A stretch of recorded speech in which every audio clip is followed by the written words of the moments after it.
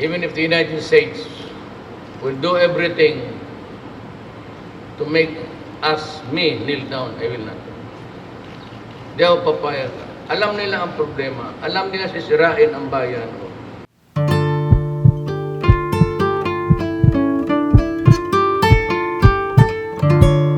Laboratory. Ang nangyari dito, even sa medyo rusty na. Ibig sabihin, the production or the construction of the building the buildings were abandoned according to raw information. Sabi ni Governor Pineda, na mga election to ginawa, then iniwanan. And rightly so, because yung pag-unpacking and even the rusty nuts were not really properly tightened. May mga kalawang na. And so, the experts in PIDEA, General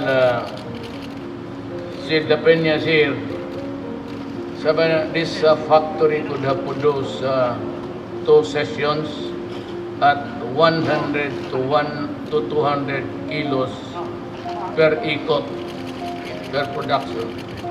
So it can go as twice a day. So ito could have produced something like 400 kilos of shabu a day. It's just too bad na hindi tayo nag-abot sa mga tao dito. But this used to be a land owned by somebody, then subsequently sold eventually to a certain Mr. Chua. Tumalon daw dito somewhere when the raiding party arrived or when the security forces arrived. But the property will be used by the government of Pampanga, Riot Municipality, and PIDEA. I suggest that this building, if you put a half dito ulit, but you have to strengthen the foundation. Pagdalang mo ng simento, you can have 2, siguro mga babae, ibang entrance, iba ang exit. And the men dito, iba ang entrance, iba ang exit. I will find the money. Kurada. Goodbye. Wala na tayong maraming usapan. I will not relent on this because this spares the very existence of my country. Even if the United States will do everything to make me kneel down, I will not. Di ako papayag. Alam nila ang problema. Alam nila sisirain ang bayan. Alam nila na if this thing will just go unchecked, unimpeded, unbridled, it will destroy the next generation. With 4 million coming up, biro mo kung walang dito na-discovery or somebody has got the position of the president. 6 years after, we would have a failed state. Narco politics is already here. Most of the yung nasa listahan sa akin are really barangay captains, mayors, and may mga governor and congressman. I will be reading them publicly again. Maybe when I come back from Vietnam, because it is important that the public know kung sino yung mga opisyal nila na corrupt, pati kriminal. Hindi ko matago yan. Kasi as early as possible, parang storm signal yan, the president must take steps. Ngayon, if I commit a wrong, I am ready to apologize and say, I am sorry.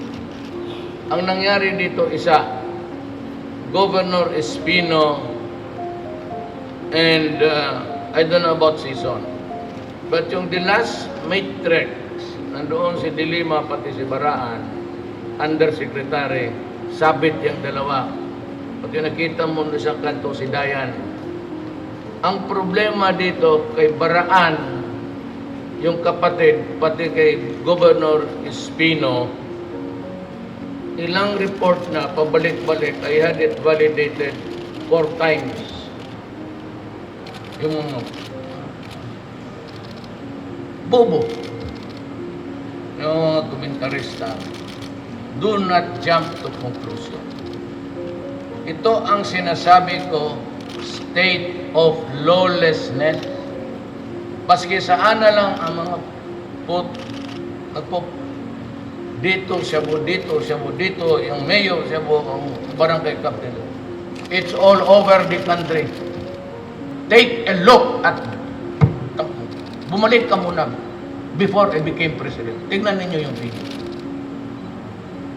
Yung United Nations, yung mga international correspondence dito. Tignan muna ninyo pabalik, backwards. Tignan nyo kung ilang patay araw-araw. That has never changed. Pero ako, dagdagan ko yan. Di ako atras dyan. Walang atrasan. Because kung hindi ako gagalaw, kawawa ang Pilipino. Kita mo, hindi ka na naawa sa 400 kilos a day. Saan niya i-distribute? Di all of Manila. Binababoy nila tayo. Totoo lang. So don't treat me, don't allow me to treat you like a human being, human rights. Binababoy mo ang bayan ko, bababoyin kita, I'll treat you as a pig. Hindi pwede yan na kayo dyan, balahibo na mga mumo, tapos we still gusto ninyo kami mga presidente mag-pontificate, good words. Eh, di ba kasali ng human rights? Tingnan ninyo, human rights. Kasi dapat kasali kayo sa konsumo dito eh.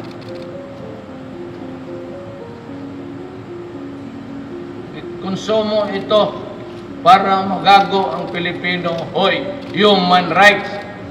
Naintindihan ninyo? 400 kilos kung natuloy ito. Ano ba klaseng double standard ninyo? Yung mga itim sa Amerika, pinagbabaril ninyo. Tapos kayong ito, ang tawag sa kasaba. What's in Tagalog for kasama? You're being scolded. Bravo-bit ba? Paano si Tagalog of that? Pinangaralan ka? Pinangaralan. Better change your dialect to Bisaya. Tagalog, hirap hanapin. The next time I'll talk to you in Bisayan. And if you cannot understand me, that's your problem, not mine. Lahat ng materials galing sa China. We want them also to control the people and increase the focus on the criminals. Kaibigan mo kaya tayo? Bakit ganon? If you consider us your friend, you want to help us, but most of the materials, lahat, the machines and the boilers are from China. What does that mean? Why I'm asking the Filipino in the coming days, kung totohanin talaga ng Amerika, I'm going to ask you to sacrifice a little bit. But by next year, I would have entered alliances with so many countries. I will have an alliance in the military, trade and commerce with China. I have talked to President Medvedev of Russia, and we agreed that I will go there and will talk about how they can help us here. China is ready to help us, and I would add now they should be ready to help us with this goddamn problem of Congress. Huwag kang mag-lecture sa akin ng masampal kita.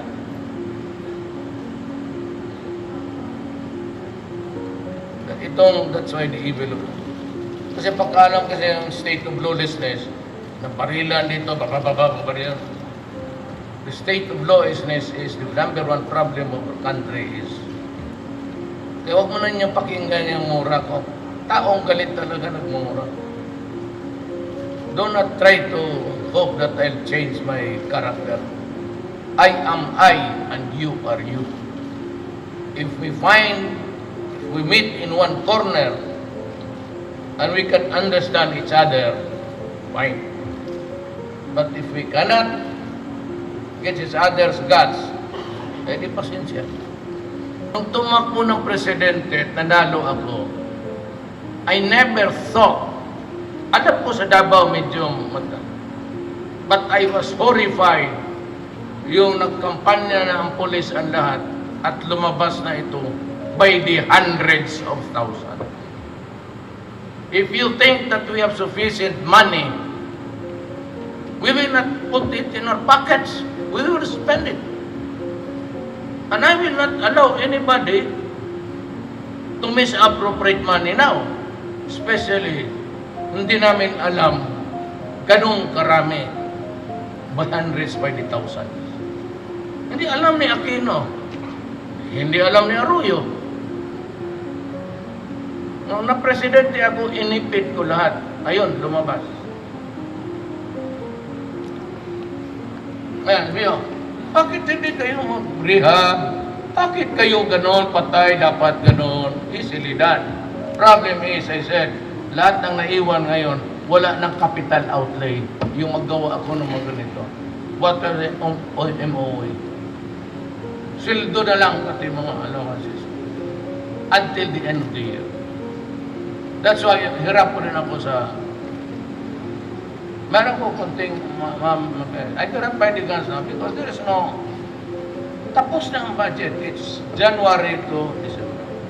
Next year, may bagong budget ako. This time, it will include the expenditures of the problems connected with drugs.